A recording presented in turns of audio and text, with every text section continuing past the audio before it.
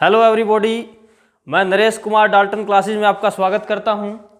Dear students, आज हम start करेंगे साइंस का एक काफ़ी important topic, human digestive system, मानव पाचन तंत्र।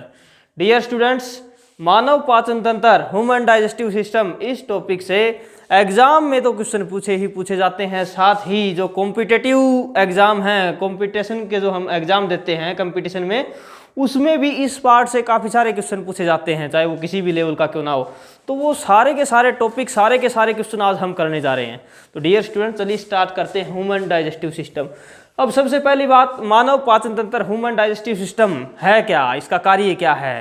ह्यूमन डाइजेस्टिव सिस्टम, मानव पाचन तंत्र, इसका मुख्य कार्य है हम जो खाते हैं या कुछ भी पीते हैं उसको पचाना, उसको डाइजेस्ट करना, किसका कार्य है, ह्यूमन डाइजेस्टिव सिस्टम का। और इसकी स्टार्टिंग कहाँ से होती है, ये जो ह्यूमन डाइजेस्टिव सिस्टम है ये माउथ से स्टार्ट होता है और एनएस तक ये सारे के सारे जो इसके अंदर ऑर्गन आते हैं सिस्टम के अंदर, वो सारे के सारे हम पढ़ेंगे। यानी कि माउथ भी किस में है, ह्यूमन डाइजेस्टिव सिस्टम में है। ये जो भोजन नली होती है, ईसोफेगस, ये भी किस में है, डाइजेस्टिव सिस्टम में। Stomach, liver, pancreas, small intestine और इसके पार्ट, लार्ज इंटेस्टाइन, रेक्टम और एनस, ये सभी के सभी ऑर्गन किसके अंदर आते हैं, ह्यूमन डाइजेस्टिव सिस्टम के अंदर। तो स्टूडेंट चलिए स्टार्ट करते हैं। सबसे पहले टीथ, माउथ। माउथ की हेल्प से क्या करते हैं, हम भोजन को लेते हैं। अब माउथ के अंदर क्या, टीथ क्या काम करेंगे, भोजन को तोड़ने का काम करेंगे। और इसी माउथ में क्या होती है, टंग। क्या होती है, टंग, जीभ। जीभ क्या करेगी, भोजन को मिक्स करने का काम करेगी। किसके साथ मिक्स करेगी, सलाइवरी ग्लैंड। सलाइवरी ग्लैंड जो क्या छोड़ती है, सलाइवा। तो डियर स्टूडेंट, सबसे पहले आपको याद रखना है इसके अंदर सलाइवरी ग्लैंड।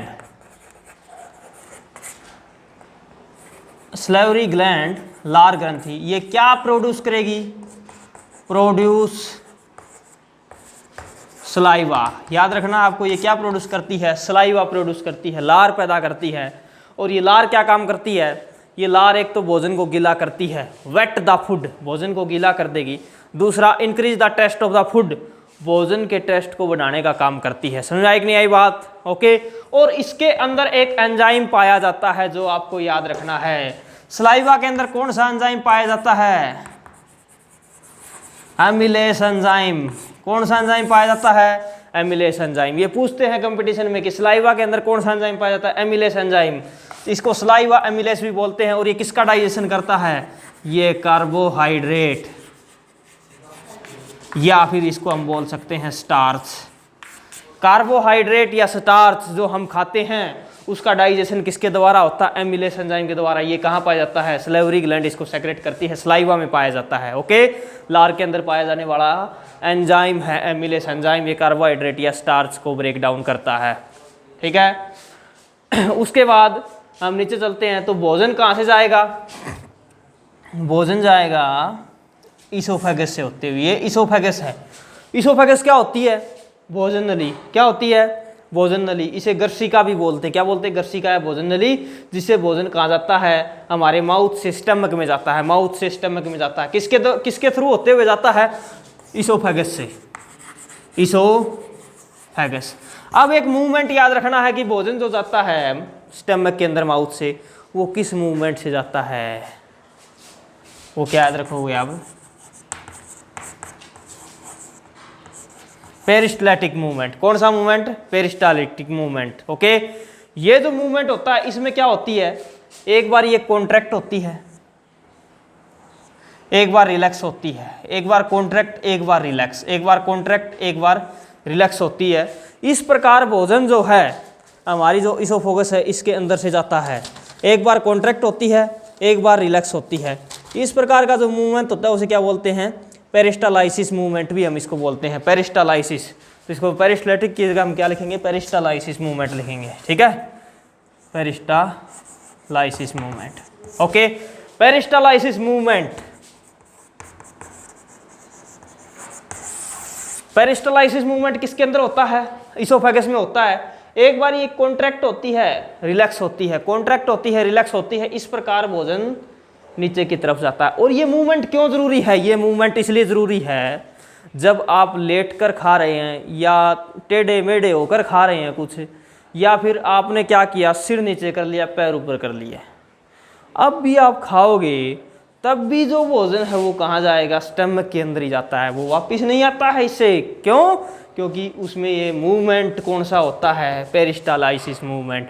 पेरिस्टालाइसिस मूवमेंट क्या करेगा, ये कॉन्ट्रैक्ट कर देता है ऊपर से इसको, तो भोजन वापस नहीं जा पाता है, नीचे से एक्सपेंड हो जाता है तो नीचे ही भोजन आता है। इस प्रकार इसी डायरेक्शन में वो मूवमेंट होगी। समझ में नहीं आई बात? इसमें ये हेल्प करता है। ओके, उसके बाद आगे भोजन कहाँ जाएगा, भोजन आ जाएगा स्टमक के अंदर। अब स्टमक क्या होता है, पेट या आमाशय, इसके अंदर भोजन 2 से 3 घंटे रहता है और स्टमक क्या करता है, पार्शियली डाइजेस्ट, थोड़ा बहुत भोजन को पाचित कर देता है। वैसे भोजन का पाचन कहाँ से शुरू होता है, डाइजेशन कहाँ से शुरू होता है? क्वेश्चन पूछ लेते हैं कि हमारे डाइजेस्टिव सिस्टम में डाइजेशन कहाँ से स्टार्ट हो जाता है, तो उसका आंसर क्या है, माउथ से। क्योंकि माउथ के अंदर ही क्या होती है, सलाइवरी ग्लैंड सलाइवा देती है और सलाइवा एमिलेस एंजाइम देता है और कार्बोहाइड्रेट का डाइजेशन वहीं से शुरू हो जाता है। समझा कि नहीं ये बात? ब्रेक डाउन करते हैं टीथ, यानी कि डाइजेशन कहाँ से शुरू होता है, माउथ से। माउथ से फिर भोजन कहाँ आएगा, स्टमक के अंदर फूड आएगा। ठीक है, इसोफेगस से होते हुए आएगा, किस प्रकार के मूवमेंट से आएगा, पेरिस्टालाइसिस मूवमेंट से आएगा। ओके, अब जो स्टमक है, स्टमक के बारे में स्टडी करते हैं। स्टमक की शेप कैसी होती है, स्टमक की शेप होती है जे शेप। ये पूछ लेते हैं कि ऐसा कौन सा ऑर्गन है हमारी बॉडी के अंदर जिसकी जे शेप स्ट्रक्चर है, क्या है, स्टमक। स्टमक क्या काम करता है, स्टोर द फूड, भोजन को स्टोर करता है, 3 से 4 घंटे के लिए भोजन को स्टोर करता है और उसको डाइजेस्ट करता है।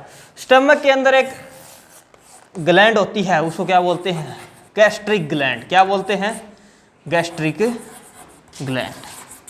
अब ये जो गैस्ट्रिक ग्लैंड है, जठर ग्रंथि हिंदी में बोलते हैं, गैस्ट्रिक ग्लैंड, ये क्या क्या छोड़ती है, ये आपको याद रखना है। पहली बात, ये एक तो सेक्रेट करती है, प्रोड्यूस करती है HCl। दूसरा ये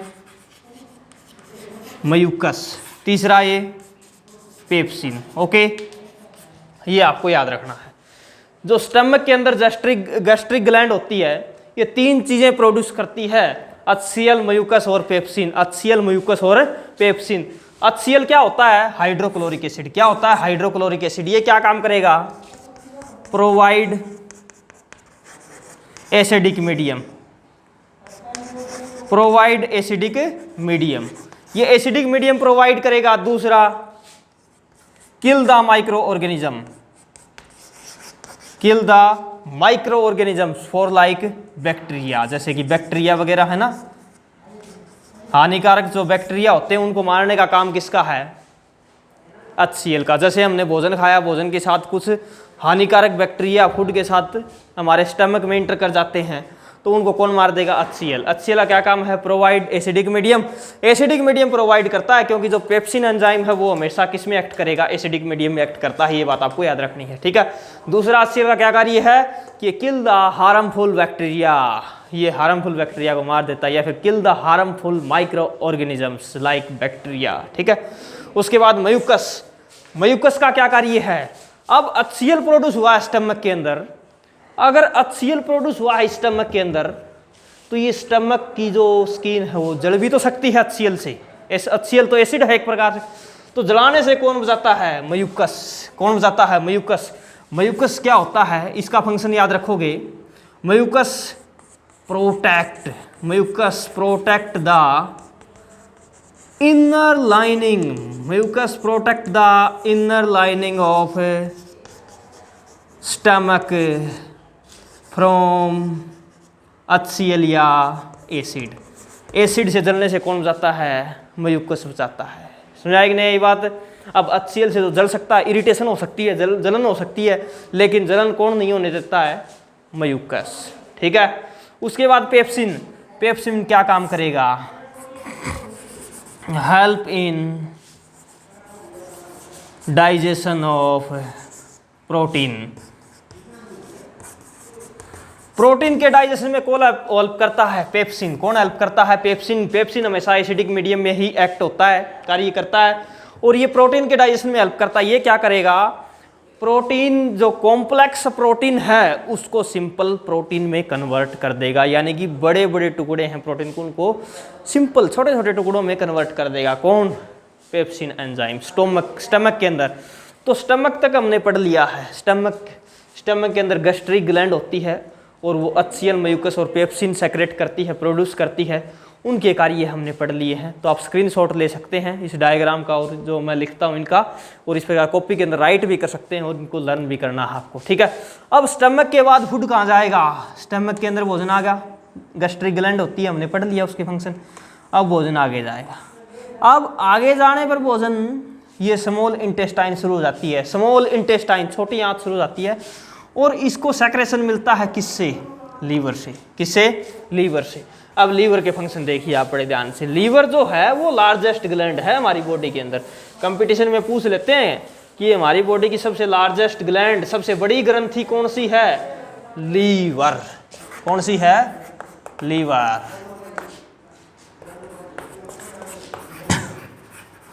largest gland of our body, सबसे बड़ी ग्रंथि हमारी बॉडी की कौन सी है? लीवर।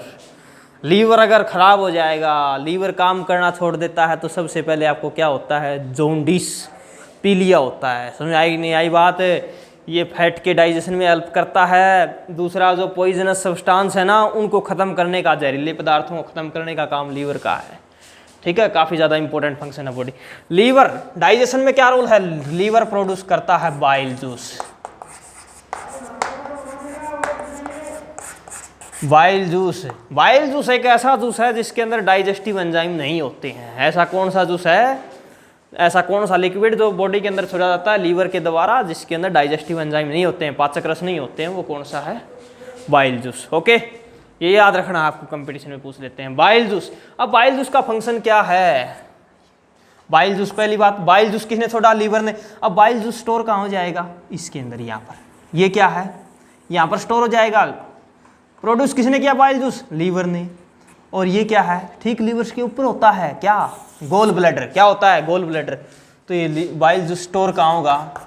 स्टोर होता है गोल ब्लैडर में। गोल ब्लैडर में, आपको याद रखना है। बाइल जूस स्टोर कहाँ होता है? गोल ब्लैडर इसको स्टोर करता है। इसका कार्य देखिए बाइल जूस के। Bile juice convert large fat globules in small globules। जो वसा, फैट मीने वसा, फैट जो हम खाते हैं उसका डाइजेशन कौन करता है? Bile juice. कौन करता है? Bile juice. प्रोड्यूस कहाँ से होता है? लीवर से। स्टोर कहाँ होता है? गोल ब्लैडर में। बाइल जूस क्या करेगा? फैट की जो बड़ी बड़ी गोलिकाएं हैं, लार्ज ग्लोबल्स हैं, उसको स्मॉल तोड़ने का काम कर देगा, स्मॉल में बदल देगा। और इस प्रोसेस को बोलते हैं इमल्सिफिकेशन। इमल्सिफिकेशन, ठीक है ना? इमल्सिफिकेशन। इसमें कोई एंजाइम तो होता नहीं है, इसमें एक साल्ट की तरह होती है, लिक्विड होता है जो क्या करेगा? फैट की लार्ज ग्लोबल को स्मॉल में तोड़ देगा। और उसी प्रोसेस को क्या बोलते हैं? इमल्सिफिकेशन। या फिर उस जो फैट जो इमल्सिफिकेशन हो जाएगा जिसका, उसे बोलते हैं इमल्सीफाई फैट। क्या बोलते हैं? Emulsify fat. फिर उसका आगे चलकर कंप्लीट डाइजेशन होगा, वो भी हम आगे पढ़ेंगे। तो समझ आए कि नहीं आई बात? इमल्सिफिकेशन प्रोसेस क्या होती है? The process of conversion of fats of large Global's into small Global's. Fat की जो बड़ी गोलिकाएं हैं वो छोटी स्मॉल में कन्वर्ट होना ही क्या कहलाता है? इमल्सिफिकेशन कहलाता है, ठीक है ना? और उस फैट को फिर क्या बोलेंगे? Emulsified fat. और ये किसके द्वारा होता है? बाइल जूस के द्वारा, ठीक है। लीवर का फंक्शन समझ में आया आपको? गोल ब्लैडर भी हमने पढ़ लिया। अब फूड आगे कहाँ जाएगा? आगे स्मॉल इंटेस्टाइन में ही जाता जा रहा है। स्मॉल इंटेस्टाइन में जैसे ही आगे जाएगा तो रास्ते में और क्या मिला उसे? Pancreas. Pancreas gland, pancreas gland, अग्नाशय ग्रंथि। ये क्या करती है? ये पैनक्रिएटिक जूस छोड़ती है। क्या छोड़ती है? Pancreatic juice. Pancreatic juice. अब पैनक्रिएटिक ग्लैंड जो है पैनक्रिएटिक जूस छोड़ती है। इसमें 3 चीजें होती हैं। Amylase enzyme. कौन सा एंजाइम? Amylase enzyme. दूसरा ट्रिप्सिन। तीसरा लाइपेज एंजाइम। एमिलेस, ट्रिप्सिन और लाइपेज एंजाइम काफ़ी इंपॉर्टेंट पार्ट है। पेनक्रियाज ग्लैंड इनको सेक्रेट करती है, जो पेनक्रेटिक जूस में होते हैं, याद रखना है। एमिलेस किसका डाइजेशन करेगा? कार्बोहाइड्रेट का। कार्बोहाइड्रेट का डाइजेशन कौन सा एंजाइम करता है? एमिलेस। ओके। ट्रिप्सिन किसका डाइजेशन करेगा? प्रोटीन का कंप्लीट डाइजेशन करेगा। कौन कर देगा? ट्रिप्सिन। लाइपेज किसका डाइजेशन करेगा? फैट का कंप्लीट डाइजेशन कौन करेगा? लाइपेज एंजाइम करेगा। क्लियर है ये बात? आपको समझ में आई नहीं आई बात पेनक्रियाज? अब मैं 3 लाइनें लिखूंगा कार्बोहाइड्रेट, प्रोटीन और फैट के डाइजेशन की, जो आपको याद रखनी है। ये बात आपको समझ में आ चुकी है कि जो पेनक्रियाज जो ग्लैंड है वो 3 चीज़ें सेक्रेट होती हैं उसके अंदर, एमिलेस, ट्रिप्सिन और लाइपेज, ये 3 सेक्रेट करती है। ये एंजाइम होते हैं, तीनों के तीनों डाइजेस्टिव एंजाइम होते हैं। एमिलेस कार्बोहाइड्रेट का, ट्रिप्सिन प्रोटीन का और लाइपेज फैट का डाइजेशन करते हैं। ठीक है, तो इनको देखो कैसे याद करोगे। इनको याद आपको कौन सी इक्वेशन रखनी है अभी जो मैं लिखने जा रहा हूँ वो।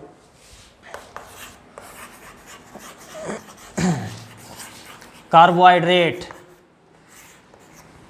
किसने इसका डाइजेशन किया? एमिलेस एंजाइम ने। किसने? Amylase enzyme. किसमें बदल गया है?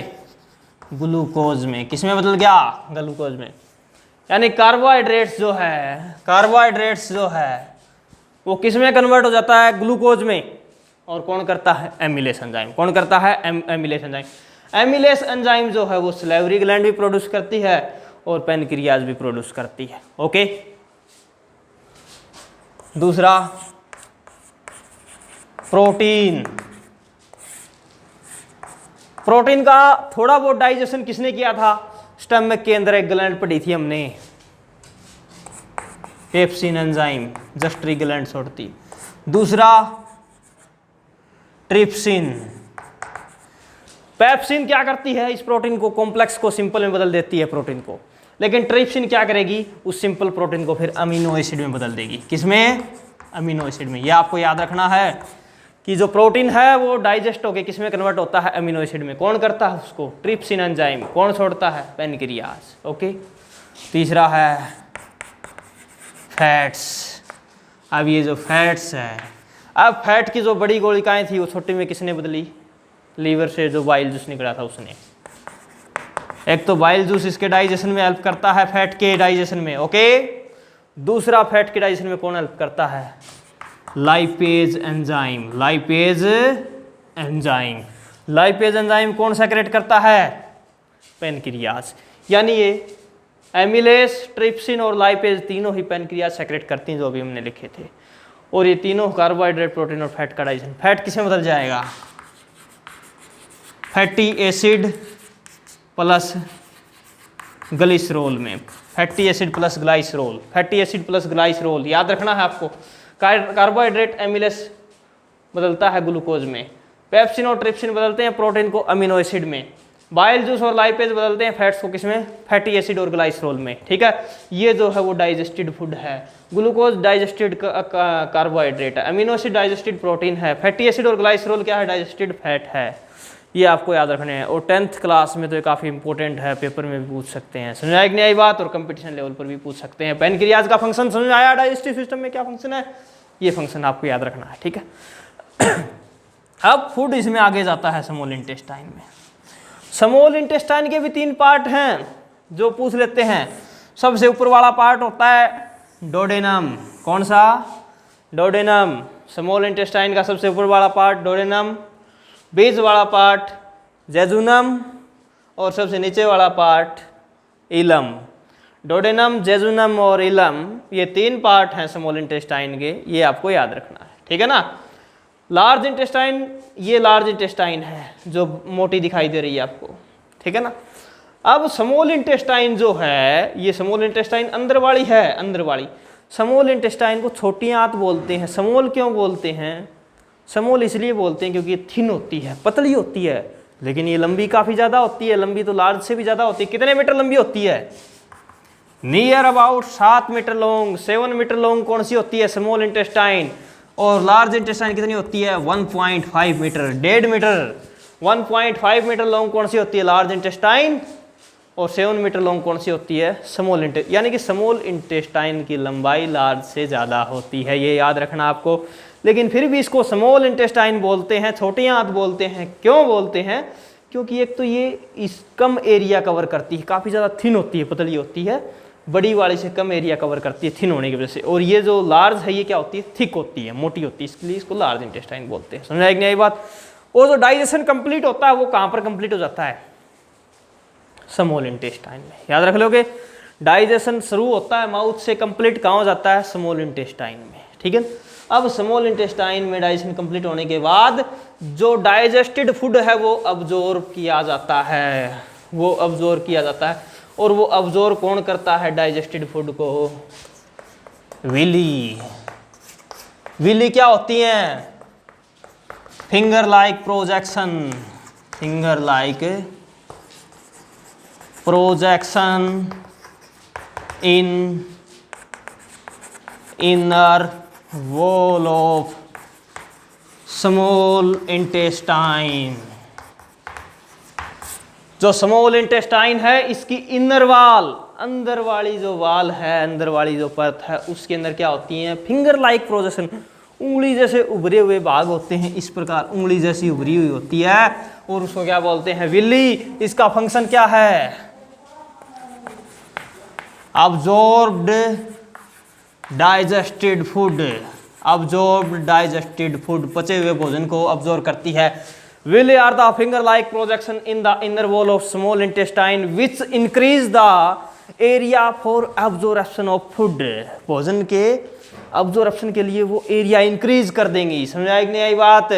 Villi are surrounded with blood vessels, ये ब्लड वेसल से घिरी होती हैं। They absorb digested food and pass into blood, ये डाइजेस्टेड फूड को अब्जॉर्ब करती हैं और कहाँ पर भेज देती हैं? ब्लड के अंदर। और ब्लड क्या करेगा? फिर पूरे शरीर में ले जाएगा उस डाइजेस्टेड भोजन को, उससे हमें एनर्जी मिल जाएगी। बात समझ में आएगी नहीं आई आपको? स्मॉल इंटेस्टाइन का कंप्लीट फंक्शन समझ में आया? स्मॉल इंटेस्टाइन के अंदर ही क्या होती है? विली। विली होती क्या है? स्मॉल इंटेस्टाइन में काम क्या है? डाइजेस्टेड फूड को अब्जॉर्ब करती है। अब डाइजेस्टेड फूड अब्जॉर्ब हो गया, लेकिन जो अनडाइजेस्टेड फूड है वो कहाँ जाएगा? वो जाएगा लार्ज इंटेस्टाइन में। वो कहाँ जाएगा?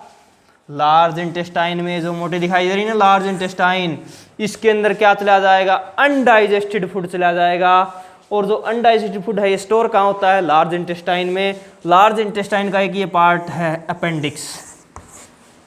ये अपेंडिक्स ऐसा ऑर्गन है बॉडी के अंदर जिसका कोई काम नहीं है। अपेंडिक्स जो है इसका कोई काम नहीं है। अपेंडिक्स फंक्शनललेस है, फंक्शनलेस है। ठीक है, ये आपको याद रखना, यूजलेस या फंक्शनलेस हम इसको बोल सकते हैं अपेंडिक्स को। लेकिन ये कई बार दर्द दे जाता है पेट में।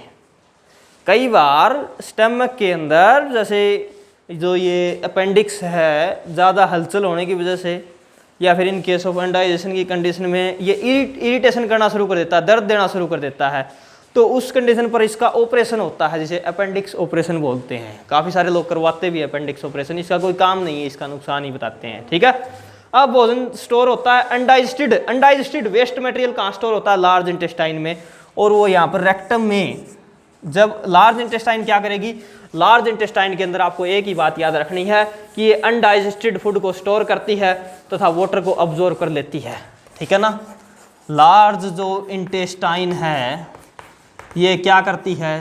सिर्फ वाटर को ऑब्जॉर्व करती है। किससे? अनडाइजेस्टेड फूड से। किससे? अनडाइजेस्टेड।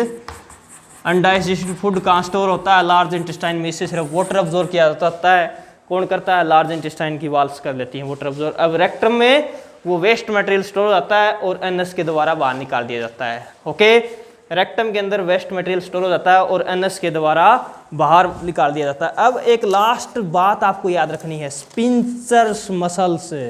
स्पिंचर्स मसल्स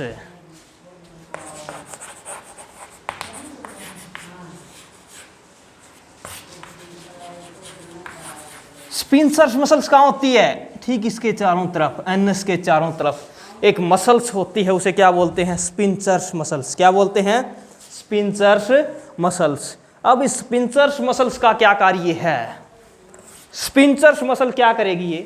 ये स्पिंचर्स मसल काफी जगह होती है, यहां पर भी होती है, यहां पर भी होती है, यहां पर भी होती है, अब अपेंडिक्स के पास भी होती है और यहां पर भी होती है। अगर ये मसल्स ना हो, कौन सी मसल, स्पिंसर्स मसल्स अगर ना हो हमारी बॉडी के अंदर, डाइजेस्टिव सिस्टम में मसल ना हो, तो जो वेस्ट मटेरियल है वो लगातार निकलता रहेगा, उसको कंट्रोल कर ही नहीं पाएंगे हम। अब क्या करते हैं, वेस्ट मटेरियल स्टोर होता है रेक्टम में, और जब डाइजेशन एक्सक्रेशन करते हैं, एक्सक्रेट करते हैं, एकदम से कर देते हैं हम, ठीक है। लेकिन ये स्पिंसर्स मसल्स ना हो तो जो लीक आउट है जो कंटिन्यूसली चलता रहेगा, यानी कि लगातार एक्सक्रेशन बॉडी से वेस्ट मटेरियल जो है वो लीक आउट बाहर जाता रहेगा, ठीक है। तो उस चीज़ को हम कंट्रोल नहीं कर पाएंगे फिर।